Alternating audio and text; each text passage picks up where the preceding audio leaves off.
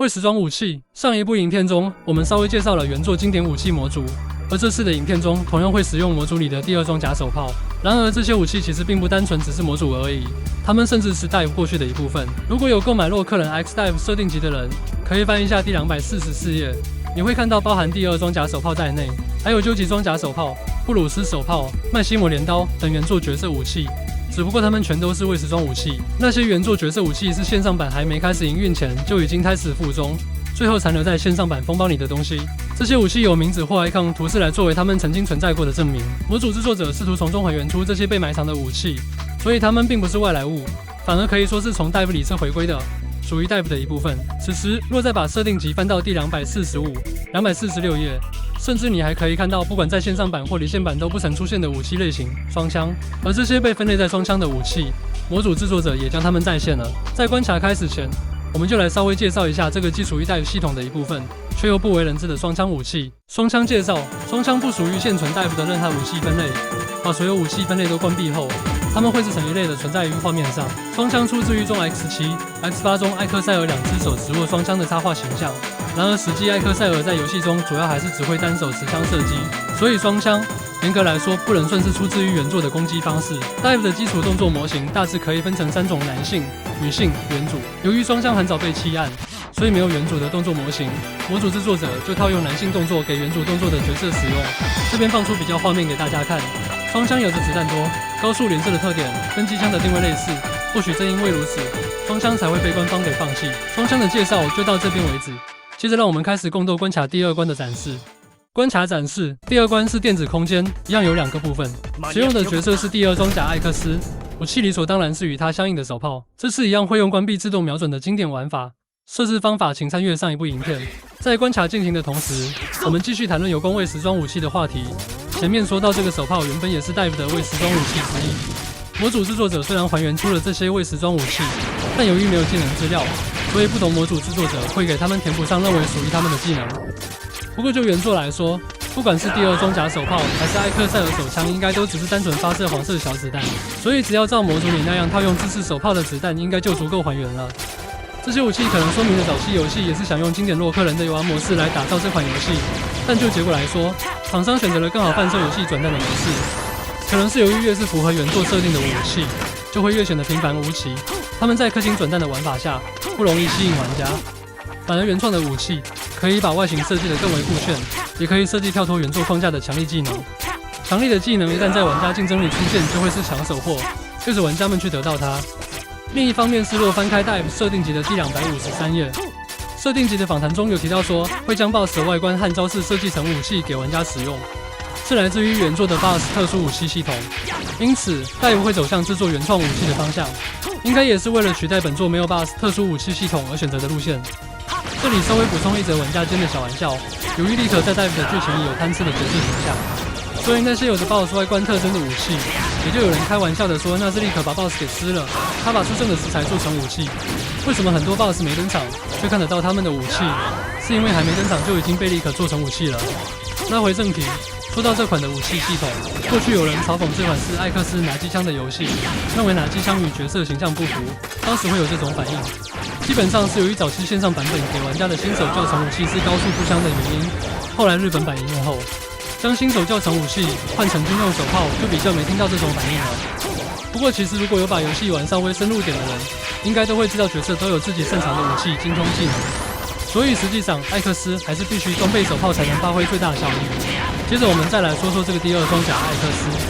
当初在线上版，其实大家都很期待第二只艾克斯装甲角色的时装，所以当时的预告片观看数其实不高。只不过实际时装后有蛮多设计上的问题，好一段时间都被玩家们嫌弃。经多次改善后，才比较顺势奠定以各种方式快速累积能量来发动力罩爆破的定位。第二装甲艾克斯在自动瞄准的设定下，双重节气射击也无法自动瞄准，只能平射。因此当大家都能自动瞄准时，这个双重节气射击就不受人待见。然而在现在这个玩法下，双重节气射击就没有无法自动瞄准的问题，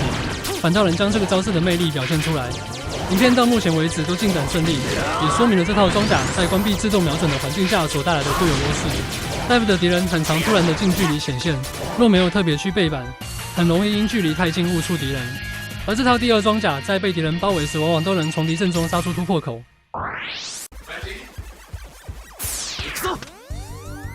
现在我们来到关卡第2部分。刚刚说到 Dive 的敌人很常突然的近距离显现，那基本算是 Dive 的日常景象之一。很多敌人会在画面外或是画面中央突然显现，以至于在没有背板的情况下，就会被那些敌人给偷袭。不过 Dive 其实有很多敌人是没有碰撞伤害设定的，玩久了就知道哪些敌人可以碰触，哪些敌人必须要提早做准备。Dive 到后面也已经不太会增加新的敌人种类，所以只要熟悉了自然就会应付了。只不过这些敌人到了雅各塔就会变成用数量去淹没玩家，即使熟悉敌人特性，也没空间让你做闪避，所以雅各塔绝大多数的高楼层只能靠角色跟武器的优势去过关。Dive 还有一个让人印象深刻的特产，就是现在这个出自于原作 X4 的电子空间里的黄色球形物，名为剑击部的敌人。这些黄色柠檬在 Dive 彻底被发扬光大，原作的黄色还不够，Dive 还给它增加蓝色跟绿色的亚种。大致上黄色的为原地固定型，蓝色的为直线移动型，绿色的为定时闪现型。官方将它们遍布到各关卡，尤其是雅各塔更是把它们玩出了精，出现时机跟排列数量都充满了恶意。有些楼层一旦被他们抓到，如果没有做免疫麻痹的事前准备，是有可能被接连不断出现的各色柠檬给麻痹到死。不过这也体现出 Dive 真的是一款动作 RPG， 没有跟 RPG 游戏一样在战斗前做好免疫异常状态的准备，就只能眼睁睁看住敌人弄死你。影片至此，这已经是关卡最后的战斗区域，消灭敌人后就能进 BOSS 房门了。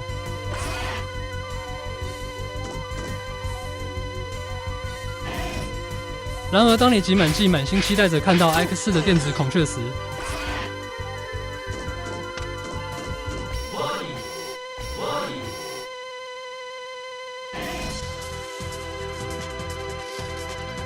跳下来的却是跟电子孔雀同属鸟类的另一种鸟——冰冻企鹅。在电子空间看到企鹅，真是让人不禁想起腾讯的那只企鹅。还好它的特效并不算太酷炫。这只企鹅基本上跟原作洛克人 X 一样，只要抓好节奏就不难抢走。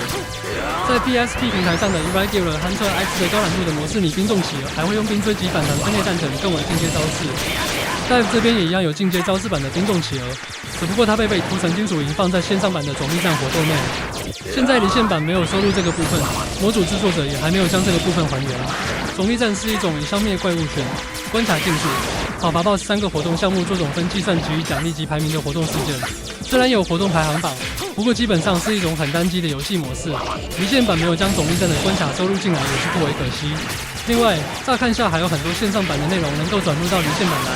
但是线上版跟离线版只是表面上看起来一样。其实离线版采用了不同的编码格式去写入资料，以至于只要有不一样的机制就必须要去重写，不是说只要复制贴上就好那么简单。